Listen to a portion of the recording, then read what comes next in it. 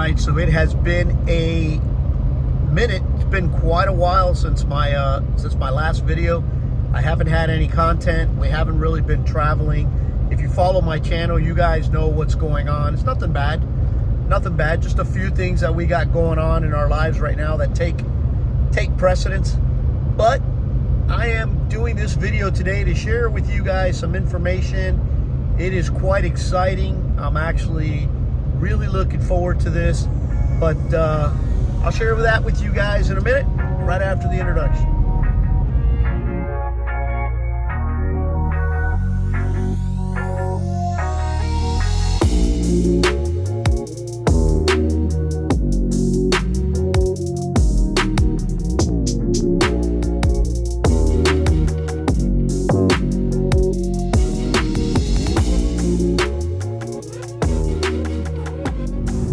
Alright guys, so welcome back to the channel.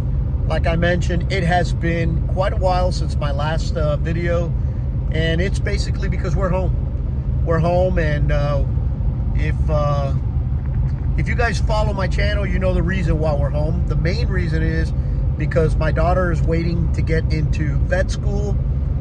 I have some great news regarding that, but not now. That's for another day, another video. Today's video is going to be another one of those tabs that we have open in our lives that I am going to start working on, and I am going to be sharing with you guys. I hope you're interested and you like that kind of stuff. I'm going to be sharing that stuff with you guys. Now, as you can tell, I'm on the road, and I say I because I'm by myself. I'm heading up to North Florida. As you guys know, we bought a property in northern Florida that we are going to be calling home real soon. This whole South Florida stuff is played out. I was born and raised there, but I've overstayed my welcome in South Florida. I'm done. Way too many people there, too crowded. Great place to visit, I'm not gonna lie. You know, it is South Florida. Great place to visit, but I don't know that I do know that I don't want to live there anymore. So having said that, I am on the road today, and the reason this video to me is exciting is because I'm flipping the page and I'm opening up a new chapter in my life, and that chapter is the beginning of something new. So back in August of 24, last year, Myrna and I purchased a property, what we would like to believe is going to be our homestead, our retirement home base, you know, home base, because we still plan to do some traveling. We still have 11 states that we haven't covered yet, and once we cover those 11 states, or in the process of covering those 11 states, we're going to go back out west, and we're going to do a little bit more traveling in the, you know, in Utah and in Arizona, New Mexico. We love it out there, so there is a lot of traveling in the future for us up in those areas. But for now, that chapter that I mentioned we're going to open is the beginning, the developing of our new property. So it is in North Florida. It is raw land. We bought 5 acres.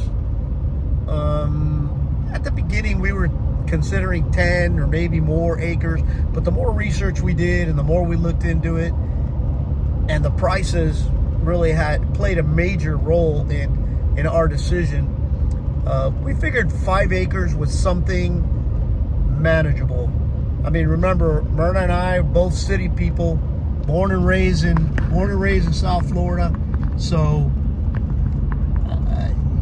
5 acres, trust me, when we started looking into it and we started actually walking around and seeing what 5 acres is, that was plenty. That was plenty for me. So we ended up buying a lot in northern Florida, just off of the turnpike, and we're getting ready to start the ball rolling on developing that property. So having said that, this is new to me. there's a lot of things that need to take place, and they all have to do. You got to do it chronologically, so that you don't get overwhelmed. So as I started this process, it became evident real quick that you either have to have a friend, which I do, that lives up here in North Florida as well, and you also have to ask a lot of questions, so that you don't waste time, and more importantly, so that you don't waste money. So this land that we bought is, like I said, raw. It is in a subdivision. No, there's no homeowners association, thank God. It is in a subdivision, as you can see. You know, it's got paved county roads, which is good because some of these areas up here in these rural areas, if you don't have a paved road, there's no county garbage pickup and stuff like that. You know, you gotta take your garbage to the end of the dirt road and have the county pick it up once or twice a week. We don't have that problem. We are on a county road. Now, what we don't have is we don't have water, so we have to dig a well. We don't have sewer, so we have to dig we have to get a septic system going. And electric. We do have power on the property. Obviously, it's available on the property. It just hasn't been branched out to our property yet, because, like I said, everything has to be done in steps.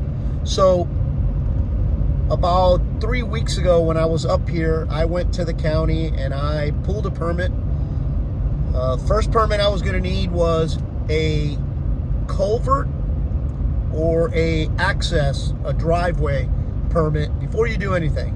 That's basically the first one that you need. Now remember, this property, I don't even have an address. So, you know, the way the county explained it to me, you just can't get raw land and have an address attached to it. You have to modify it some way. You have to have what's the word I'm looking for? You have to have some sort of development, something going on in the property for them to issue you an address. So the one thing that the county recommended was, first and foremost, get a culvert driveway permit. So like I said, I went to the county. Great people to work with. I walked in, you know, everybody's willing to help. Everybody's available and very helpful. I went in there. I told them what my plan was. They were very helpful. They agreed that the first thing I needed was the permit. I went ahead and filed for the permit. And I'm going to do the best I can, by the way, when I share this information with you guys. I'm going to do the best I can to keep you guys up to date on what all this stuff costs. So I had to pull a permit for a driveway / culvert access. That was $175, and the permit was basically approved within a day. By the end of the business day that day, the permit was approved. Now, there's two things you can get. You can either get a culvert permit or you can get a culvert waiver. Now, either way, you got to pull the permit and have them come out and look at it. I was hoping to get a culvert waiver for some reasons that I will share with you guys a little bit later. But they just went ahead and issued me the permit for the culvert, which I think is actually going to be counterproductive. But like I said, I'll get more into that in a minute. So I got a couple things going this week: culvert, and I'm going to have the land cleared, not entirely. I'm going to have the land cleared for the underbrush. But that's it. That's it for now. I'm going to share a little bit more in a few minutes, which will be a few seconds for you guys, but it'll be a couple hours for me because I'm still driving. All right, so definitely more than a couple of minutes and even a couple of hours. It is the next day. I arrived up here in North Florida, hit the ground running, doing a bunch of stuff, and I got tied up. I got busy, but I am going to continue today bringing you guys up to date on what we're doing. I just happen to be walking down the street right now, straight to my lot, which is right there. And I'll share with you guys, I'll show you around the lot a little bit, share with you what we're going to be doing here tomorrow and the next day. And then I'll talk to you a little bit about the culvert situation, the driveway and the culvert situation that I have going on. Let me get over there. All right, so this right here, this is my neighbor's lot. It's a 5-acre parcel. It's also on a cul-de-sac. That's my other neighbor over there. And I actually have, you see that mailbox right there? There's actually another neighbor right back there in the woods. And this is me. This is us right here. This property here that I'm walking up to. Like I mentioned, you can see it's a county road. Obviously by the looks right there, they have trash pickup. And this is it. This is our lot. This here is the left side of the lot, right here. This is the property stake or the property line when I had the property surveyed a couple months back. And right there behind the mailbox is the other stake. We have 147 feet of frontage road. I staked this off yesterday, right here. That's the proposed driveway. The proposed driveway. And well, let's take a little walk back here, and I'll show you guys what we're getting done tomorrow. So tomorrow, most of these trees that you see up here, the big trees, the oaks, that's all going to be untouched. But all this right here, all this underbrush is all, if we're lucky, this is all going to go bye-bye tomorrow. I am really looking forward to that. It's not that bad because we're in the middle of, well, what we would call Florida winter, which was cold night. Last night it was 40 degrees. But right now you could see somewhat through the property. In the middle of summer, you can't see anything. But if you look down this fence line, my property goes all the way back. It just keeps going back and back. There's a trail right there to go through. There's some pretty oaks. Here's a beautiful oak right here. But all this underbrush, that's what we're gonna work on. That's what we're gonna work on starting tomorrow. All the way. Property keeps going all the way back. You can get all the way back to the back of the property if you keep going through here. Now, as you can see by the trees behind me, don't be discouraged. It's really not as bad as it looks. It's pretty dense right now. I mean, look over my shoulder here. See all that underbrush? If we're lucky, all that will be gone in the next few days. Some of these trees here that are 2-3 inches, that's all considered brush. That's gone. We do have some logs on the ground that we're going to be working on. Now, I'm not sure if you guys have picked up, and I'm not sure if I even mentioned it to you. I'm gonna make this project.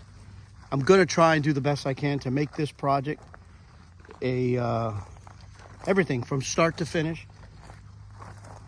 Basically a series of taking this property from what it is right now, which is just untouched raw land and making it into our home. And I'm gonna do a series of videos. I'm gonna do a series of videos and bring you guys along in that for the process. I hope you guys like that. Here, I'll show you some more. See, this is my neighbor's fence line. I could just continue walking along the fence line back here. I mean, he's the one that has kept this open. We had a few storms here in this past year that put a lot of trees down. I was back here clearing some yesterday. But for the most part, this is all accessible, as you can see. This is all very, very doable. You can walk back here and you can see all kinds of stuff. If you see off here to the right, it's not too bad. It's I think this gentleman will make quick work of it. But you see all these down trees and stuff. This is the stuff that's kind of impeding our work. But I got some really nice oak trees back here. I'd like to keep as many oak trees as possible, but that's it. That's what we got going on. That's what the property looks like. Like I said, it's all new to me. I'm going to, this process starts right now. So this is going to be video number 1 of a series. But before I close it, I want to show you guys what I was talking about, the culvert. So here is the property line on the right. You can actually, if you look right here and over there, you could see the posts. Actually, when they surveyed, they just came out and put the stick. I came back and put the T-posts so that they would last longer. But the property line goes right along the side here. But the important part here, and what's really bothering me is, so right here, my neighbors who live here, which happen to be great people, they have this culvert, right? So then my property line goes this way,